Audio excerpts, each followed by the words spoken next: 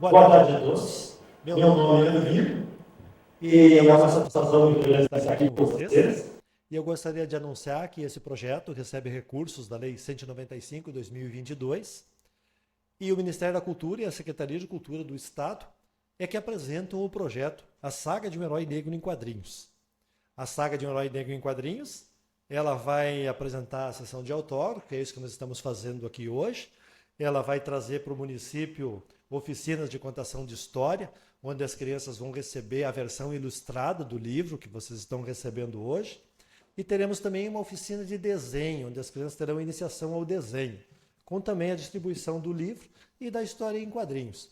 Nós também temos arquivos disponíveis para atender pessoas com deficiência visual, né? Então, quem precisar pode assinar a lista ali na entrada. Depois a gente entrega o pendrive com os 2 arquivos. Quando eu falei que nós somos governados por 2 príncipes durante um período, as crianças se perguntavam, mas como 2 príncipes, professor? Tu voltou pelo primeiro e pelo segundo? Não, mas é mesmo. Eles eram filhos do rei, então eles eram príncipes, né? E nós tivemos 2 princesas também, depois se transformaram em imperatriz, né?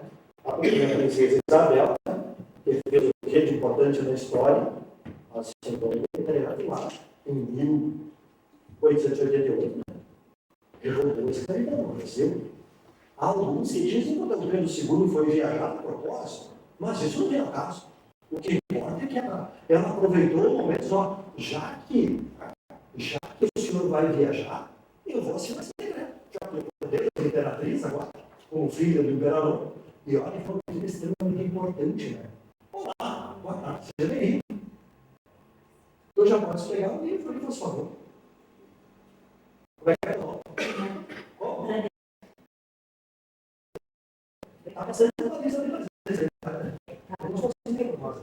Então, eu quero dizer o seguinte, o nosso personagem, a gente possa ter o título dele, é um título chocante, né? Eu vou tentar explicar um pouquinho do personagem dele. Porque a vida dele foi inspirada na vida do Adão Latorre. Adão Latorre foi um soldado que viveu de 1835 até 1922. Quem faz conta aí? Você nasceu em 1835, dado importante, né? 1835 começou a Revolução Farroupilha, que levou 10 anos para terminar. Daqui para 10 anos para terminar essa guerra. Então os gaúchos saíram de casa de manhã, voltavam de tarde para dormir, de manhã não tinha esse negócio de ficar cuidando da vaca, do cabrito, da criação, né? Então, quem sofreu nesses 10 anos foram as mulheres e as crianças, que ficavam em casa cuidando da estância e cuidando de toda a vida, né? E de vez em quando havia uma tropa inimiga, eles tinham que se esconder, tinham que fugir, né? Então, foi um período muito triste da nossa história, muito duro para as famílias também, né? Sem contar a quantidade de gente que morreu nesse período. Mas esse Adão Latorre foi um dos soldados que foi o inspirador da vida do nosso herói negro aí, da história. Então, é muito interessante ver isso, né? E eu ia perguntar o seguinte, quantos anos ele tinha em 1922? Você já pensou? Você nasceu em 1835. É alguém bom matemático? 1935? Até 1900 ele tinha 65. 65 mais 23? 88, né? Vocês já se imaginaram? Já se imaginou? 88 anos puxando uma lágrima indo com uma peleira. Mas imagina a vida desse homem, né? E a saúde também. Por quê? Um soldado, por exemplo, não tem como, né? Imagina lutar, tinha também de vida. Então, em 1923 foi muito combate que ele participou ali, né? E é importante dizer que essa história dele, ela passa por toda uma história de guerra, de conflito aqui mesmo, né? E é isso que consolidou a fronteira nossa aqui com a Argentina, Paraguai, Uruguai, né? Até tem um dado no livro, tem um pequeno trecho, eu não posso contar todo o livro, as pessoas leem, mas tem um pequeno trecho no livro, os soldados, e aí o nosso herói agora tem 16 anos de idade. E o imperador convoca as forças militares, e quem são os militares? toda a pionada que está espalhada pelas instâncias, inclusive os proprietários, né? E os proprietários já têm, inclusive, o título de major, de capitão, de tenente, porque eles participaram em muitas guerras. E a mãe do Adão, a dona Salustiana, disse assim para o São Francisco: escuta aqui, São Francisco, tu vai deixar o Adão participar dessa peleia?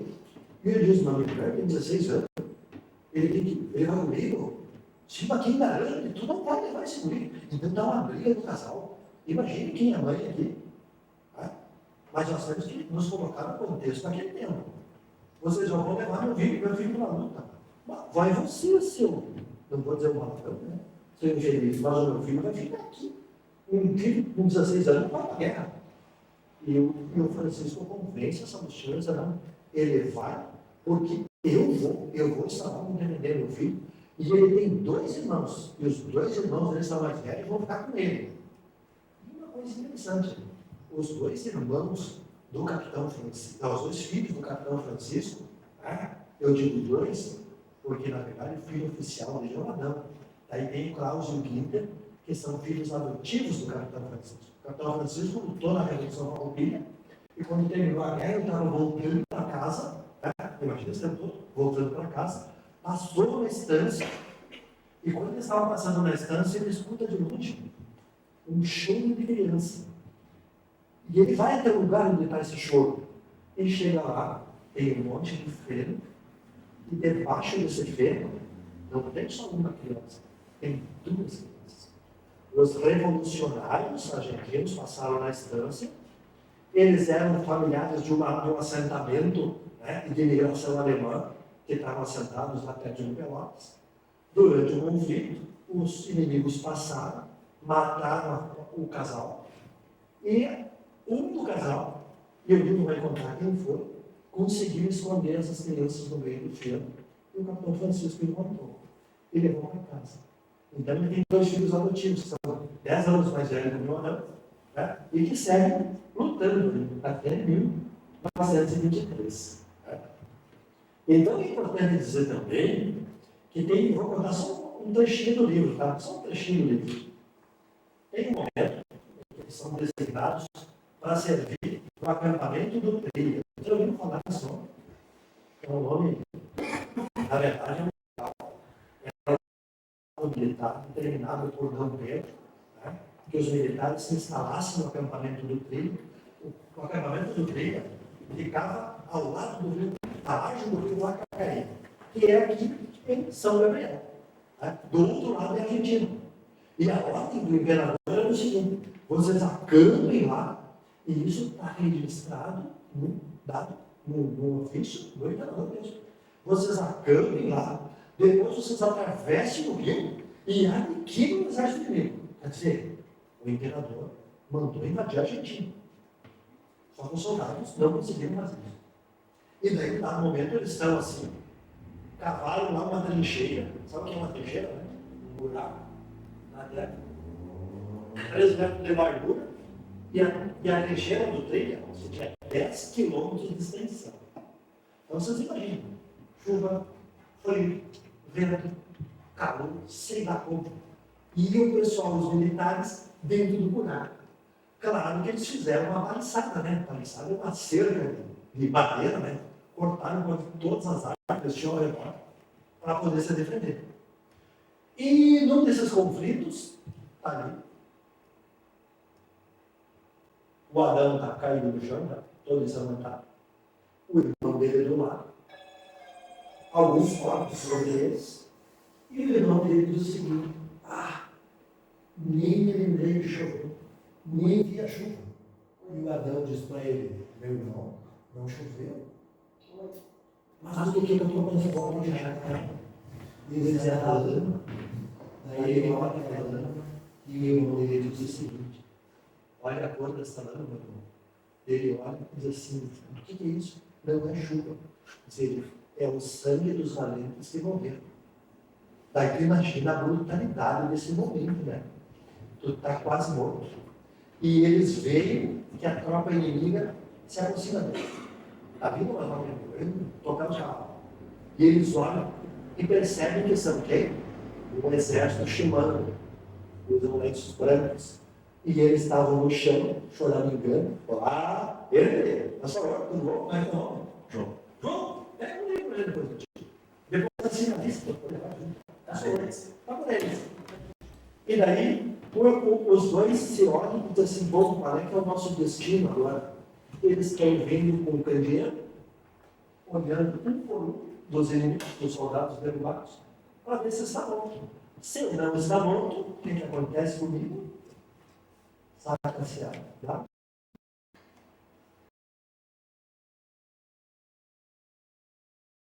Na época não tinha prisão. Né? Os combates eram, né? Eram assim, se morava no lugar, brigava, saía dali, ia para outro, era itinerante a guerra. Então por isso que era tão duro. E aí o que acontece? Aí eles têm a ideia do que eles estão com soldados, timando os mortos em cima deles. E eles tiram o lenço vermelho, colocam um lenço branco e saem rastejando no meio da escuridão e conseguem se jogar no rio. E aí conseguem fugir. Isso é só um encontro que eles têm que conseguiram escapar com vida. Foi um dos combates. Né? Então, para dizer assim que o livro ele traz um pouco da história e ele traz também a história do nosso país, né? Da região sul aqui. Né? E eu faço um último registro para mostrar um pouco o espírito desses soldados dessa época. Teve o naturalista inglês Charles Darwin, você já deve ter lido alguma coisa. Né? Ele foi mandado pela coroa inglesa para visitar a América do Sul, estacionou o navio lá embaixo, né? Perto da Argentina, e entrou a pé e veio até o Rio Grande do Sul. Entrou até aqui, até Santa Catarina, o pessoal fala que ele chegou. Pelo menos é isso que está no diário dele. E ele escreveu 2 linhas sobre nós. E ele diz assim: encontrei um povo no sul, na parte regional, na América do Sul, que me deixou encantado e extasiado. Porque esse povo, eles se chamavam gaúchos. E ele fala gaúcho, porque ele é inglês, mas ele fala de gaúchos. E ele diz: os homens têm uma altivez, tá?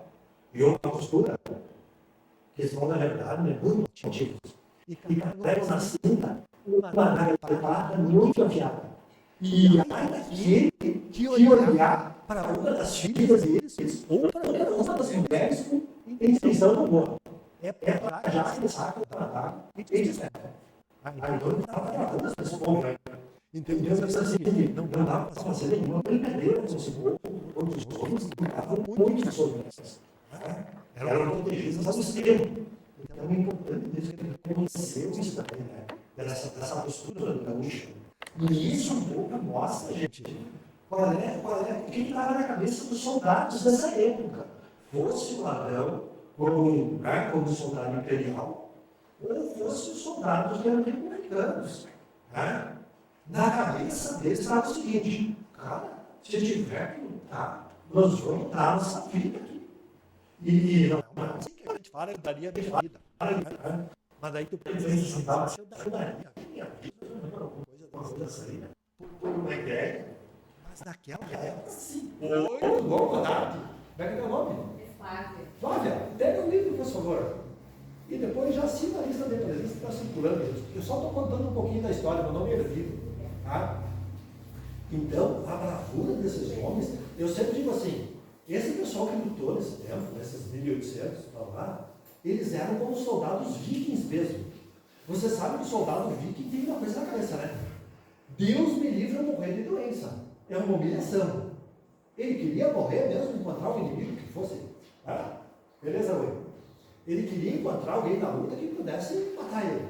Morrer morto por uma espada. Isso seria glorioso, né? Os vikings até tem uma coisa, né? Os soldados que morriam em batalha, eles queriam morrer mesmo, porque eles iam para um lugar maravilhoso, que se chamava o Valhalla. Era o lugar dos vikings, né? Mas os nossos gaúchos incorporaram isso. Tanto que quem leu o livro do Tempo e o Vento, do Érico Veríssimo, tem o personagem do Capitão Rodrigo, né? Alguns dizem que ele é um falastrão, que ele é um namorador, não sei o quê, mas o Capitão Rodrigo vinha enfiado numa peleia, estava sempre numa luta. Então era o espírito dessas pessoas. Né? Por isso que era tão sangrento, todo mundo estava lá para brigar. Tá? E queria acabar com o inimigo mesmo na hora. Né? Então, assim, claro, hoje a gente daria a própria vida para não entrar no conflito. Né? Então, nós evoluímos um pouco nesse pensamento. Mas no contexto dos anos 1800, né, isso não tinha outra saída. Até porque, se tu fosse preso, tu ia ser morto. Fosse republicano, fosse, né, do lado dos revolucionários, a ideia de ambos as forças militares era não levar prisioneiro. Até porque não tinha como, né? Eles andavam pelo Rio Grande do Sul inteiro, de um lado para o outro. Como é que eles iam levar os prisioneiros? Não tinha. Não existia uma prisão para levar. Então o que acontece? Aquele que era preso eu já sabia, bom, então eu vou ter que lutar até morrer mesmo. Se eu conseguir escapar com vida, beleza, mas senão eu vou morrer. Então eu vou lutando. Né? Porque ao contrário, ele morria. Não tinha para sair. Então por isso que essa guerra foi tão assim desumana. Né? O pessoal diz que esses conflitos que aconteceram aí, né? Foi o período da espada, né? E da adaga. Né? Então, era muito sangue mesmo. Mas o livro em si, ele procura deixar isso mais sereno, assim, né? No contato. Tem algumas 3 ou 4 cenas, assim, de combate, né? Se a gente olhar lá no museu em Porto Alegre, no Museu Farroupilha, tem um retrato de um confronto farroupilha. E é interessante mesmo que o pintor ele conseguiu fazer de tal forma aquele quadro que tu olha assim, tu fica angustiado de olhar, né? Os cavalos pegando os soldados, pisando em cima do outro, uns caindo. É uma cena dantesca, mas é coisa do inferno mesmo. Né? Mas é porque nesse período as guerras eram assim. E sempre foram, uma guerra sempre foi sem sentido. A gente vê hoje os conflitos que nós temos, né? Seja lá Israel e Gaza, seja lá a Ucrânia e a Rússia, não faz nenhum sentido isso. Né? Mas aqui, quando a gente volta para o nosso herói, fazia sentido porque eles achavam que eles estavam seguindo alguma ideologia, estavam protegendo alguma coisa, estavam servindo a pátria, estavam cuidando do território. Né? Porque, de fato, se eles não tivessem... E aí tem um negócio interessante. Na verdade, eles perderam a guerra. Né? O nosso herói foi um perdedor. Os revolucionários Farroupilha também perderam a guerra. Né? Mas sempre diz assim que não é porque eu fui perdedor que eu sou indecente, né? Na verdade eu perdi, é como um jogo, né? Perderam a guerra. Né? Senão nós seríamos todos uruguaios, paraguaios ou argentinos. Né? Porque a Guerra Cisplatina foi a primeira que o Brasil tentou conquistar o Uruguai. Né? Porque claro, o Brasil disse, o Dom Pedro chegou e disse, nós temos que tomar conta do Uruguai, porque senão a Argentina vai pegar para ela aquele território.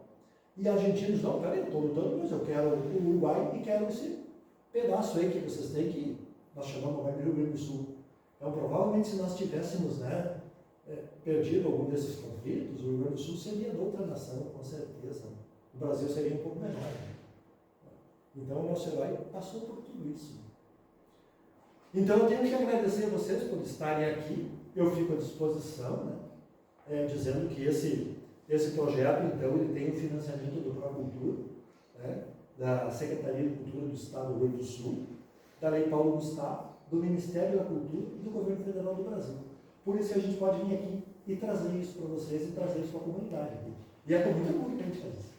Tá? Então eu fico à disposição de vocês para a gente poder conversar um pouco, assinar o livro, e ficamos aí até às 6h30, porque vai chegando mais gente. Né? Tá? Muito obrigado.